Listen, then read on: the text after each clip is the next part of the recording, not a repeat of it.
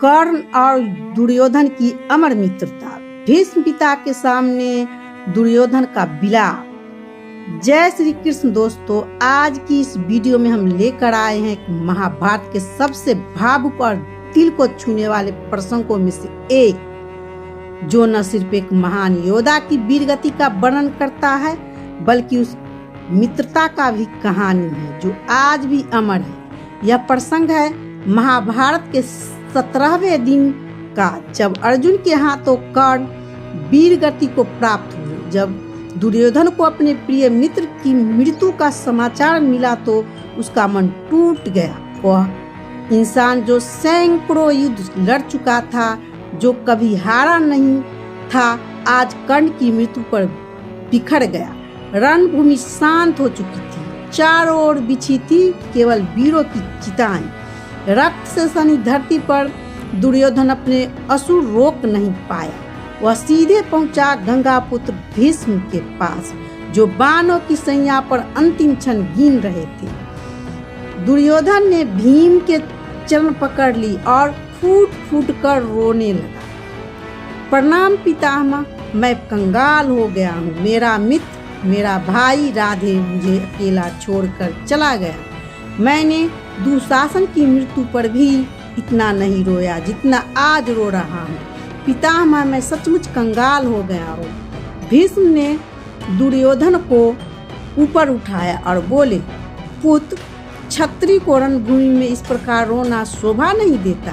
राधे की मृत्यु कोई पराजय नहीं बल्कि उसके जीवन का विजय है। यह उसका अंतिम प्रसाद था, उसका बलिदान। फिर भी भीष्म ने कहा, पुत्र मत भूलो, वह राधे नहीं कौतय था। दुर्योधन चौंक गया। क्या पितामह? कर्ण माता कुंती का पुत्र था, पांडव का बड़ा भाई, और फिर भी मेरे लिए लड़ा। क्या आप जानते थे पितामह?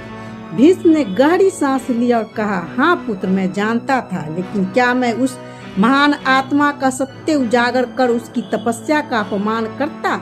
विष पीकर भी मुस्कुराया। उसका बलिदान छुपकर रखा ही उसके सम्मान का रक्षक है। भीष्म ने बताया कि यह कारण था कि उन्होंने कर्ण को लंबे समय तक युद्ध से दूर रखा, ताकि एक भाई अपने ही भाई का वध न करे। दुर्योधन का दिल टूट गया था। वह अब न केवल शोक में था बल्कि क्रोधित भी था। पितामह, मैंने उस सूत पुत्र को सिंहासन दिया, सम्मान दिया, अंगदेश का राजा बनाया, और उसने मेरे ही साथ विश्वासघात किया। वह जानता था कि वह पांडव का भाई है, फिर भी मुझसे यह सच छुपाए। यही कारण है कि उसने अर्जुन को जीवन दान दिया। भीष्म को निहत्था था, लेकिन एक पल रुककर दुर्योधन फिर फूट पड़ा। फिर भी पितामह, मैं उसके घृणा नहीं कर पा रहा। पितामह, आखिर ऐसा क्यों है? भीष्म मुस्कुराए, पुत्र, यही तो तुम्हारी महानता है। महाभारत का यह युद्ध छल और कपट से भरा है, लेकिन अगर इसमें कोई एक चीज थी तो शुद्ध, पवित्र और सच्ची थी। वो थी तुम्हारी और कर्ण की मित्रता। एक और कर्ण था जो जानता था कि जिनसे यह युद्ध कर रहा है उसके अपने भाई है, लेकिन फिर भी वह तुम्हारे लिए लड़ा। और दूसरी ओर तुम हो जो उसका सत्य जानने के बाद भी उसकी मृत्यु पर आंसू बहा रहे हो। धन्य हो पुत्र, धन्य है कर्ण, और धन्य है तुम्हारी मित्रता। भीष्म ने कांपते हाथों से आकाश की ओर देखा और कहा, आज मैं कर्ण के बलिदान को प्रणाम करता हूँ।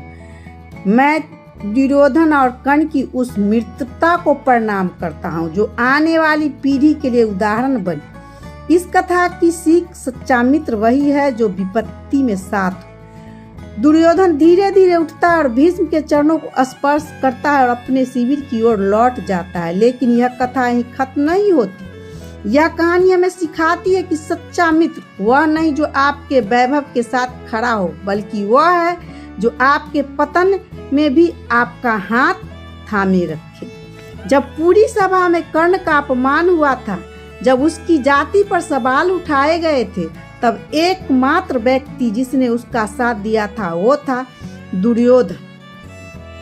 और जब पूरी दुनिया में दुर्योधन को क्रूर समझा, तब भी कर्ण ने उसकी मित्रता का सर्वोपरि रखा। यही थी सच्ची मित्रता। आज की पीढ़ी के लिए संदेश।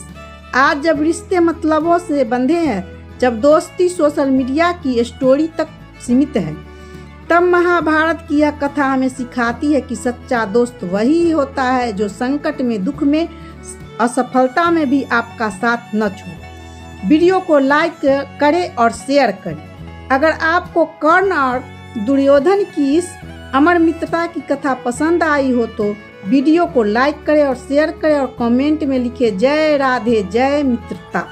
अगर आप चैनल पर नए हैं तो सब्सक्राइब करना न भूलें, ताकि हम आपके लिए ऐसे ही प्रेरणादायक और दिल छूने लेने वाली प्रसंग लाते रहें। धन्यवाद।